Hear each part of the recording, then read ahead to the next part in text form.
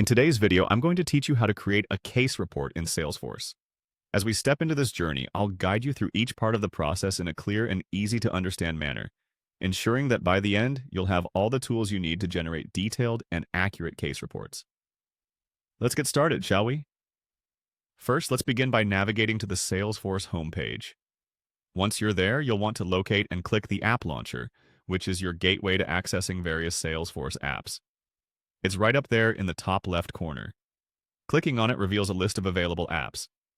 Now, what you're looking for is the Reports app. This is where all your reporting magic happens. After clicking on Reports, direct your attention to the New Report button. This is the starting point for creating your customized report.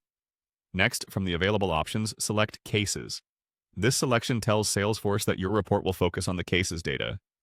Once you've chosen Cases, click on Continue. This action sets the foundation for your report, bringing you into the editing space where you'll start crafting the specifics of your case report. Now let's delve into fine-tuning your report with some filters. Filters allow you to narrow down your data to just what's important. Click on Filters and see the magic unfold.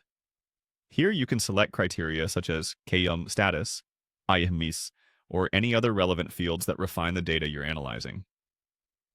After setting the filters, go ahead and click on Add Filter.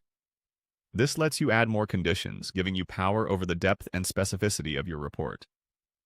If you've got what you need here, it's time to move to the Outline tab. Clicking on Outline will allow you to shape how your report is organized and presented. Here, you'll want to click on Add Group.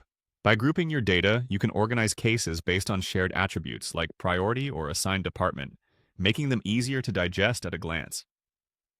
Now, select a specific group from your case information fields to add a layer of meaningful categorization. In the Group Columns area, once again click Add Group. Adding groupings to your columns helps further stratify your data, making it compelling and useful.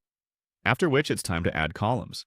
Click on Add Columns to decide what information will be displayed within your report, such as case title, status, or owner. This action helps in customizing the visible data to suit your needs. As you finalize the structure, it's important to choose the specific case information for columns. This process allows for a tailored view that caters to your audience or reporting needs. With everything set, click the Save and Run button. This not only saves your work, but also generates the actual report for review. You'll then need to input a report name, a distinct title that accurately reflects the content of your report. Alongside that, a unique report name is required, which acts as an identifier within your Salesforce instance. Finally, hit Save and congratulations. You have successfully created a comprehensive case report in Salesforce, fully customized to your specifications and ready for use.